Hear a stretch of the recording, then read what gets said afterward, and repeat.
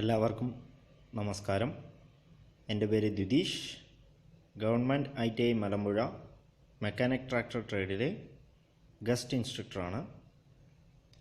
നാം ഇന്നിവിടെ നോക്കുന്ന ടോപ്പിക് ഓട്ടോമാറ്റിക് ട്രാൻസ്മിഷൻ സിസ്റ്റം എന്നുള്ള വിഷയത്തെക്കുറിച്ചാണ്. എന്താണ് ഓട്ടോമാറ്റിക് ട്രാൻസ്മിഷൻ സിസ്റ്റം? ഇത്തരം സിസ്റ്റം എത്ര തരമുണ്ടെന്നും അവ എങ്ങനെയൊക്കെയാണ് പ്രവർത്തിക്കുന്നതെന്നും അവയിൽ അടങ്ങിയിരിക്കുന്ന ഡിവൈസസിനെ കുറിച്ചുമാണ് ഈ വീഡിയോയിൽ ഉൾപ്പെടുത്തിയിട്ടുള്ളത്. ഓട്ടോമാറ്റിക് ട്രാൻസ്മിഷൻ സിസ്റ്റം ചലിച്ചുകൊണ്ടിരിക്കുന്ന വാഹനത്തിൻ്റെ അതിൻ്റെ വേഗത ഡ്രൈവറുടെ സഹായമില്ലാതെ തന്നെ സ്വയം നിയന്ത്രിക്കുന്ന ഒരു ടൈപ്പ് ഓഫ് ട്രാൻസ്മിഷൻ സിസ്റ്റമാണ് ഇത്തരം ഓട്ടോമാറ്റിക് ട്രാൻസ്മിഷൻ സിസ്റ്റം. ഇവ രണ്ട് ടൈപ്പുണ്ട്. ഒന്ന് സെമി ഓട്ടോമാറ്റിക് ട്രാൻസ്മിഷൻ സിസ്റ്റവും മറ്റൊന്ന് ഫുള്ളി ഓട്ടോമാറ്റിക് ട്രാൻസ്മിഷൻ സിസ്റ്റവും. സെമി ഓട്ടോമാറ്റിക് ട്രാൻസ്മിഷൻ സിസ്റ്റം ഇതിൽ ക്ലച്ച് മാത്രമാണ് ഓട്ടോമാറ്റിക്കായി പ്രവർത്തിക്കുക. ഇവയിൽ ഗിയർ സെലക്ഷൻ ഡ്രൈവർ തന്നെയാവും നിർവഹിക്കുക. ഫുള്ളി ഓട്ടോമാറ്റിക് ട്രാൻസ്മിഷൻ സിസ്റ്റം ഇതിൽ ക്ലച്ചും ഗിയർ ബോക്സും ഓട്ടോമാറ്റിക്കായാണ് പ്രവർത്തിക്കുന്നത്. ആക്സിലറേഷൻ പെഡലിൻ്റെ ചലനത്തിനനുസരിച്ച് പ്രവർത്തിക്കുന്ന കൺട്രോൾ മെക്കാനിസമാണ് ഗിയർ സെലക്ഷൻ നടത്തുന്നത്. ഇത്തരം വാഹനങ്ങളിൽ ബ്രേക്ക് പെഡലിനും ആക്സിലേറ്റർ പെഡലിനും പുറമെ ഒരു സെലക്ടർ ലിവർ ഉണ്ടായിരിക്കുന്നതാണ്. ആധുനിക വാഹനങ്ങളിൽ ഓട്ടോമാറ്റിക് ട്രാൻസ്മിഷനിൽ അടങ്ങിയിട്ടുള്ള പ്രധാന ഭാഗങ്ങളാണ് ഇനി പറയുന്നത്. ഒന്ന് torque converter, 2 epicyclic gear box, 3 hydraulic control system എന്നിവ. ടോർക്ക് കൺവെർട്ടർ എന്താണെന്ന് നോക്കാം. എൻജിൻ ടോർക്കിനെ ഗിയർ ബോക്സിലേക്ക് കൈമാറ്റം ചെയ്യുന്ന ഒരു ഭാഗമാണിത്. ഇതിൻ്റെ പ്രധാന ഭാഗങ്ങളാണ് ഇനി പറയുന്നത്. ഒന്ന് ക്രാങ്ക് ഷാഫ്റ്റിനോട് ബന്ധിപ്പിച്ചിട്ടുള്ള ഇംപെല്ലർ അഥവാ ഡ്രൈവിംഗ് മെമ്പർ, 2 ഗിയർ ബോക്സിനോട് ബന്ധിപ്പിച്ചിട്ടുള്ള ടർബൈൻ, 3 ഫ്രീ വീൽ യൂണിറ്റിലൂടെ ഫ്രെയിമിനോട് ബന്ധിപ്പിച്ചിട്ടുള്ള സ്റ്റേറ്റർ എന്നിവ. ഇവയുടെ പ്രവർത്തനം എങ്ങനെയാണെന്ന് നോക്കാം. ഒരു ഓയിൽ പമ്പിൻ്റെ സഹായത്താൽ കൺവേർട്ടറിനകത്തെ ഓയിൽ മർദ്ദം ഒരു നിശ്ചിത അളവിൽ നിലനിർത്തുന്നു. എൻജിൻ പ്രവർത്തിക്കാൻ തുടങ്ങിയാൽ ഇംപെല്ലർ കറങ്ങുന്നു. ഇതിൻ്റെ ഫലമായി ഇംപെല്ലർ ബ്ലേഡുകൾക്കിടയിലുള്ള ഓയിൽ സെൻട്രിഫ്യൂഗൽ ഫോഴ്സ് മൂലം ടർബൈൻ ബ്ലേഡുകളിലേക്ക് തെറിക്കുന്നു. എൻജിൻ വേഗത കൂടുമ്പോൾ ഇങ്ങനെ തെറിക്കുന്ന ഓയിലിൻ്റെ ഗതികോർജം കൂടുകയും ടർബൈൻ തിരിഞ്ഞ് വാഹനത്തെ ചലിപ്പിക്കുകയും ചെയ്യുന്നു. ടർബൈൻ തിരിയുമ്പോൾ തെറിക്കുന്ന ഓയിൽ സ്റ്റേറ്ററിൽ തട്ടി നിശ്ചിത ഗതികോർജത്തോടുകൂടി വീണ്ടും ഇംപെല്ലർ ബ്ലേഡുകളിലൂടെ ടർബൈൻ ബ്ലേഡുകളിൽ പതിക്കുന്നു. ഇപ്രകാരം തുടർച്ചയായുള്ള തള്ളലിൻ്റെ ഫലമായി ടർബൈൻ സ്പീഡ് വർദ്ധിക്കുന്നതിനെ ടോർക്ക് മൾട്ടിപ്ലിക്കേഷൻ എന്ന് പറയും. ഇപ്രകാരം വാഹനത്തിന് നല്ല പുള്ളിംഗ് ലഭ്യമാകുന്നു. ടർബൈൻ വേഗത ഇംപെല്ലർ വേഗതയോടെ അടുക്കുമ്പോൾ ടർബൈനിൽ നിന്നും തെറിക്കുന്ന ഓയിൽ പ്രവാഹത്തിന് തടസ്സം വരുന്നത് തടയുവാൻ വേണ്ടി സ്റ്റേറ്ററിനെ ഒരു ഫ്രീ വീൽ യൂണിറ്റിലൂടെ ഫ്രെയിമിനോട് ബന്ധിപ്പിക്കുന്നു. പ്ലാനറ്ററി ഗിയർ ബോക്സ് ഓട്ടോമാറ്റിക് ട്രാൻസ്മിഷനിൽ ഉപയോഗിക്കുന്ന ഗിയർ ബോക്സാണ് പ്ലാനറ്ററി ഗിയർ ബോക്സ് അഥവാ എപ്പിസൈക്ലിക് ഗിയർ ബോക്സ് എന്ന പേരിലും അറിയപ്പെടുന്നു. ഇൻപുട്ട് ഷാഫ്റ്റിനോട് ബന്ധിപ്പിച്ചിട്ടുള്ള ഇൻറ്റേർണൽ ഗിയർ അഥവാ ring gear, sun gear, planet carrier എന്നിവയാണ് ഒരു പ്ലാനറ്ററി ഗിയർ ബോക്സിലെ പ്രധാന ഭാഗങ്ങൾ. സാധാരണയായി ഉപയോഗിച്ചു വരുന്ന ഓട്ടോമാറ്റിക് ട്രാൻസ്മിഷനുകളിൽ 3 അതിലധികമോ പ്ലാനറ്റ് പിനിയനുകൾ ഉണ്ടായിരിക്കുന്നതാണ്. വളരെ സിമ്പിളായിട്ടുള്ള ഒരു പ്ലാനറ്ററി ഗിയർ ബോക്സിൻ്റെ ക്രമീകരണ ചിത്രമാണ് ഈ കാണിച്ചിട്ടുള്ളത്. ഇത്തരം ഗിയർ ബോക്സ് കൊണ്ട് 5 പ്രവർത്തനങ്ങൾ നമുക്ക് നിർവഹിക്കാൻ സാധിക്കും. അവ എന്തൊക്കെയാണെന്ന് ഇനി നോക്കാം. 1. വേഗത കൂട്ടി ടോർക്ക് കുറയ്ക്കാൻ സാധിക്കുന്നു. അതുപോലെ തന്നെ വേഗത കുറച്ചുകൊണ്ട് ടോർക്ക് കൂട്ടുവാനും സാധിക്കുന്നു. 3. കറക്കത്തിൻ്റെ ദിശ മാറ്റുവാൻ സാധിക്കുന്നു. 4. ഒറ്റ ഷാഫ്റ്റുമായി കറങ്ങാൻ സാധിക്കുന്നു. 5. ഡ്രൈവിംഗ് ഷാഫ്റ്റിനെ ഡ്രിവൺ ഷാഫ്റ്റിൽ നിന്ന് വേർപെടുത്തുവാൻ സാധിക്കുന്നു. ഈ 5 ധർമ്മങ്ങൾ ഇത്തരം ഗിയർ ബോക്സിൽ എങ്ങനെയാണ് സൃഷ്ടിക്കുന്നത് എന്ന് ഇനി നോക്കാം. ആദ്യത്തെ വേഗത വർദ്ധിപ്പിക്കുന്ന മാർഗം അല്ലെങ്കിൽ ഓവർ ഡ്രൈവ് എന്താണെന്ന് നോക്കാം. സൺ ഗിയറിനെ നിശ്ചലമാക്കി പ്ലാനറ്റ് പിനിയൻ കാരിയറിനെ തിരിക്കുന്നു. പ്ലാനറ്റ് പിനിയനുകൾ സ്വന്തം ഷാഫ്റ്റിൽ കറങ്ങി സൺ ഗിയറിനെ പ്രദർശനം ചെയ്യുന്നു. പ്ലാനറ്റ് പിനിയനുകൾ റിംഗ് ഗിയർ ടീത്തുമായി മെഷ് ചെയ്തിരിക്കുന്നതിനാൽ റിംഗ് ഗിയർ അഥവാ ഇൻറ്റേർണൽ ഗിയർ പ്ലാനറ്റ് പിനിയനേക്കാൾ ഇരട്ടി വേഗതയിൽ കറങ്ങുന്നു. ഈ പ്രവൃത്തിയാണ് ഓട്ടോമാറ്റിക് ട്രാൻസ്മിഷനിൽ ഓവർ ഡ്രൈവ് പ്രദാനം ചെയ്യുവാൻ അല്ലെങ്കിൽ വേഗത വർദ്ധിപ്പിക്കുവാൻ കാരണമാവുന്നത്. പ്ലാനറ്ററി ഗിയർ ബോക്സിൽ എങ്ങനെയാണ് വേഗത കുറയ്ക്കുന്നത് എന്ന് നോക്കാം. ഇൻറ്റേർണൽ ഗിയറിനെ നിശ്ചലമാക്കി സൺ ഗിയറിനെ തിരിക്കുന്നു. ഇപ്പോൾ പ്ലാനറ്റ് പിനിയൻ സ്വന്തം ഷാഫ്റ്റിൽ തിരിയുന്നതോടൊപ്പം തന്നെ ഇൻറ്റേർണൽ ഗിയറിനെ ആന്തരികമായി പ്രദർശനം ചെയ്യുന്നു. ഇപ്രകാരം പ്ലാനറ്റ് കാരിയറിന് സൺ ഗിയറിനേക്കാൾ കുറഞ്ഞ വേഗതയിൽ തിരിയുവാൻ സാധിക്കുന്നു. ഇങ്ങനെയാണ്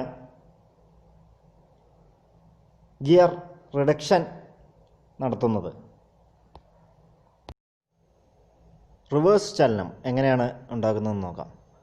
പ്ലാനറ്റ് പിനിയൻ കാരിയറിന് നിശ്ചലമാക്കി സൺ ഗിയറിനെ തിരിക്കുന്നു. ഇപ്പോൾ ഇൻറ്റേർണൽ ഗിയർ സൺ ഗിയറിൻ്റെ വിപരീത ദിശയിൽ കുറഞ്ഞ വേഗതയിൽ തിരിയുകയും ചെയ്യുന്നു. ഈ അവസ്ഥയാണ് ഇത്തരം ഗിയർ ബോക്സിൽ റിവേഴ്സ് ചലനം സൃഷ്ടിക്കുന്നത്. ഡയറക്റ്റ് ഡ്രൈവ് അല്ലെങ്കിൽ ഒറ്റ ഷാഫ്റ്റായി കറങ്ങാൻ സാധിക്കുന്നത് എങ്ങനെയാണെന്ന് നോക്കാം. ഏതെങ്കിലും 2 ഗിയറുകൾ തമ്മിൽ ലോക്ക് ചെയ്യപ്പെടുന്നു. ആയതിനാൽ പ്ലാനറ്ററി ഗിയർ സിസ്റ്റത്തിൽ ഇവ ഒറ്റ ഷാഫ്റ്റ് പോലെ, അതായത് 1:1 അനുപാതത്തിൽ പവർ ട്രാൻസ്മിറ്റ് ചെയ്യപ്പെടുന്നു. ഇങ്ങനെയാണ് ഡയറക്റ്റ് ഡ്രൈവ് സാധ്യമാക്കുന്നത്. ന്യൂട്രൽ പൊസിഷൻ ഇത്തരം ഗിയർ ബോക്സിൽ എങ്ങനെയാണ് സാധ്യമാക്കുന്നതെന്ന് നോക്കാം. എല്ലാ ഗിയറുകളെയും സ്വതന്ത്രമാക്കുന്നു. ആയതിനാൽ എല്ലാ ഗിയറുകളും സ്വതന്ത്രമായി തിരിയുന്നതിനാൽ സിസ്റ്റത്തിലൂടെ പവർ കൈമാറ്റം ചെയ്യപ്പെടുന്നില്ല. ഈ അവസ്ഥയാണ് എൻജിൻ സ്റ്റാർട്ടിംഗ് ആവശ്യമായ ന്യൂട്രൽ പൊസിഷൻ പ്രദാനം ചെയ്യുന്നത്. ഓട്ടോമാറ്റിക് ട്രാൻസ്മിഷൻ സിസ്റ്റത്തിൽ വരുന്ന ഹൈഡ്രോളിക് കൺട്രോൾ സിസ്റ്റം എന്താണെന്ന് നോക്കാം. ഹൈഡ്രോളിക് പ്രഷർ ഉപയോഗിച്ചാണ് ഓട്ടോമാറ്റിക് ട്രാൻസ്മിഷനിൽ പ്ലാനറ്ററി ഗിയർ ബോക്സിനെ പ്രവർത്തിപ്പിക്കുന്നത്. ബാൻഡ് കൺട്രോൾ, ക്ലച്ച് കൺട്രോൾ എന്നീ 2 കൺട്രോൾ സിസ്റ്റങ്ങളാണ് ഉള്ളത്. ഹൈഡ്രോളിക് സിസ്റ്റത്തിലെ മർദ്ദ വ്യത്യാസങ്ങളാണ് ഈ 2 സിസ്റ്റങ്ങളെയും മാറി മാറി പ്രവർത്തിപ്പിക്കുന്നത്. വാഹനത്തിൻ്റെ ലോഡിനും സ്പീഡിനും അനുസരിച്ചാണ് ഫ്ലൂയിഡിൻ്റെ മർദ്ദത്തിന് വ്യത്യാസം വരുന്നത്. ഒരു ക്ലച്ച് ആൻഡ് ബാൻഡ് കൺട്രോൾ സിസ്റ്റമാണ് ചിത്രത്തിൽ കാണിച്ചിരിക്കുന്നത്. സൺ ഗിയറുമായി ബന്ധിപ്പിച്ചിട്ടുള്ള ഡ്രമ്മിനെ ആവരണം ചെയ്തുകൊണ്ടാണ് ബാൻഡ് ക്രമീകരിച്ചിരിക്കുന്നത്. ക്ലച്ചിൽ ഒന്നിലധികം ക്ലച്ച് പ്ലേറ്റുകൾ ഉണ്ടായിരിക്കും. ഇവയിൽ പകുതി പ്ലേറ്റുകൾ ഡ്രമ്മിലെ സ്പ്ലൈൻസിലും ബാക്കി പകുതി ഹബിലെ സ്പ്ലൈൻസിലുമാണ് ക്രമീകരിക്കുന്നത്. പ്ലാനറ്ററി ഗിയർ സെറ്റിലെ ഏതെങ്കിലും ഒരു അംഗത്തോട് ക്ലച്ച് ഹബിനെ സ്പ്ലൈൻസ് മുഖേന ലോക്ക് ചെയ്തിരിക്കും. മർദ്ദീകരിച്ച ഫ്ലൂയിഡ് എത്തുമ്പോൾ ക്ലച്ച് പ്ലേറ്റുകളെല്ലാം പരസ്പരം അമർന്ന് ബന്ധിപ്പിക്കപ്പെടുന്നു. ഇപ്രകാരം പിനിയൻ കാരിയറും സൺ ഗിയറും ലോക്ക് ചെയ്യപ്പെടുന്നു. അങ്ങനെ ഒറ്റ യൂണിറ്റായി തിരിയുന്നു. ഫ്ലൂയിഡ് പ്രഷർ കുറയുമ്പോൾ ക്ലച്ച് പ്ലേറ്റുകൾ വേർപെടുകയും ബാൻഡ് ഡ്രമ്മിന് മുകളിൽ അമർന്ന് സൺ ഗിയറിനെ നിശ്ചലമാക്കുകയും ചെയ്യുന്നു. ഇപ്പോൾ ഗിയർ സെറ്റിൻ്റെ സ്പീഡ് കുറഞ്ഞ് ടോർക്ക് കൂടുന്നത് കാണാം. ഇങ്ങനെയാണ് ഇവയുടെ പ്രവർത്തനം. സ്റ്റാർട്ടിംഗ് കൺട്രോൾ സിസ്റ്റം എന്താണെന്ന് നോക്കാം. ഓട്ടോമാറ്റിക് ട്രാൻസ്മിഷൻ ഉപയോഗിക്കുന്ന വാഹനങ്ങളിൽ സെലക്ടർ ലിവറിൻ്റെ സ്ഥാനങ്ങളാണ് ഈ ചിത്രത്തിൽ കാണിച്ചിട്ടുള്ള N, P, R, D, 1, 2, 3 എന്നീ പൊസിഷനുകൾ. ഇതിൽ P എന്ന മാർക്ക് പാർക്കിങ്ങിനെ സൂചിപ്പിക്കുന്നു. N എന്നുള്ളത് ന്യൂട്രൽ പൊസിഷനെ സൂചിപ്പിക്കുന്നു. ഈ പൊസിഷനിലാണ് വാഹനം അല്ലെങ്കിൽ എൻജിൻ സ്റ്റാർട്ട് ചെയ്യുന്നത്. സ്റ്റാർട്ടിംഗ് കൺട്രോൾ സിസ്റ്റം രണ്ട് വിധത്തിലുണ്ട്. ഒന്ന് സെലക്ടർ ലിവർ സ്റ്റിയറിംഗ് കോളത്തിൽ ക്രമീകരിക്കുന്നതും മറ്റൊന്ന് സെലക്ടർ ലിവർ ഫ്ലോർ ബോർഡിൽ ക്രമീകരിക്കുന്നതും. ഈ ചിത്രത്തിൽ കാണിക്കുന്നത് ഒരു സെലക്ടർ ലിവർ സ്റ്റിയറിംഗ് കോളത്തിൽ ക്രമീകരിച്ചിരിക്കുന്ന രീതിയെയാണ്. ഈ പേര് സൂചിപ്പിക്കുന്ന പോലെ തന്നെ സെലക്ടർ ലിവർ സ്റ്റിയറിംഗ് കോളത്തിലായിരിക്കും ക്രമീകരിച്ചിട്ടുണ്ടാവുക. ഇതിൽ എൻജിൻ സ്റ്റാർട്ടായാൽ ഡ്രൈവർ ഇഗ്നിഷൻ കീ റിലീസ് ചെയ്യുമ്പോൾ ഇഗ്നിഷൻ സ്വിച്ച് പുറകോട്ട് ചലിച്ച് ഓൺ അല്ലെങ്കിൽ റൺ പൊസിഷനിൽ എത്തുന്നു. ട്രാൻസ്മിഷൻ ഏതെങ്കിലും ഡ്രൈവിംഗ് റേഞ്ചിൽ ആണെങ്കിൽ ഇഗ്നിഷൻ കീ തിരിക്കുവാൻ സാധിക്കില്ല എന്നുള്ള ഒരു സേഫ്റ്റി മെഷേഴ്സ് കൂടെ ഇതിൽ കൊടുത്തിരിക്കും. സെലക്ടർ ലിവർ ഫ്ലോർ ബോർഡിൽ ക്രമീകരിച്ചിരിക്കുന്ന രീതി എന്താണെന്ന് നോക്കാം. പേര് സൂചിപ്പിച്ച പോലെ തന്നെ ഇതിൽ സെലക്ടർ ലിവർ ഒരു ഫ്ലോറിലായിരിക്കും ക്രമീകരിച്ചിരിക്കുക. ഇതിൽ പ്രത്യേകമായി ഒരു ന്യൂട്രൽ സേഫ്റ്റി സ്വിച്ച് ഉണ്ടായിരിക്കും. സെലക്ടർ ലിവർ ഡ്രൈവിംഗ് റേഞ്ചിൽ ആയിരിക്കുമ്പോൾ ഈ സ്വിച്ച് ഓപ്പൺ ആയിരിക്കുന്നതിനാൽ ഇഗ്നിഷൻ കീ തിരിച്ചാൽ സ്റ്റാർട്ടിംഗ് മോട്ടോർ പ്രവർത്തിക്കുകയില്ല. സെലക്ടർ ലിവർ N അല്ലെങ്കിൽ P പൊസിഷനിൽ വരുമ്പോൾ സേഫ്റ്റി സ്വിച്ച് ക്ലോസ് ആവുകയും കീ തിരിക്കുമ്പോൾ മോട്ടോർ പ്രവർത്തിക്കുകയും ചെയ്യുന്നു. വിവിധ ഗിയർ പൊസിഷനുകൾ എന്താണെന്ന് നോക്കാം. P എന്നുള്ളത് പാർക്കിനെ സൂചിപ്പിക്കുന്നു. ഇത്തരം പൊസിഷനിൽ ട്രാൻസ്മിഷൻ്റെ ന്യൂട്രൽ അവസ്ഥയിലായിരിക്കും. ആയതിനാൽ എൻജിൻ സ്റ്റാർട്ട് ചെയ്യാവുന്നതാണ്. R എന്നുള്ളത് റിവേഴ്സ് പൊസിഷനെ സൂചിപ്പിക്കുന്നു. വാഹനം പുറകിലോട്ട് ചലിപ്പിക്കുവാൻ സാധിക്കും. അതുപോലെ തന്നെ റിവേഴ്സ് ലൈറ്റുകൾ പ്രകാശിക്കപ്പെടുകയും ചെയ്യുന്നു. N എന്നുള്ളത് ന്യൂട്രൽ പൊസിഷനെ സൂചിപ്പിക്കുന്നു. ട്രാൻസ്മിഷൻ ന്യൂട്രൽ അവസ്ഥയിലായിരിക്കും. അതിനാൽ എൻജിൻ സ്റ്റാർട്ട് ചെയ്യാവുന്നതാണ്. D അല്ലെങ്കിൽ OD എന്നുള്ളത് ഡ്രൈവിനെയും ഓവർ ഡ്രൈവിനെയും സൂചിപ്പിക്കുന്നു. കാർ അല്ലെങ്കിൽ വാഹനം മുന്നോട്ടുള്ള ഗിയർ വേദകളിൽ ചലിപ്പിക്കുവാൻ സാധ്യമാക്കുന്നു. ഇതൊക്കെയാണ് ഒരു ഓട്ടോമാറ്റിക് ട്രാൻസ്മിഷൻ സിസ്റ്റത്തിൽ വരുന്ന പ്രധാനപ്പെട്ട ഭാഗങ്ങളും അവയുടെ പ്രവർത്തന രീതികളും.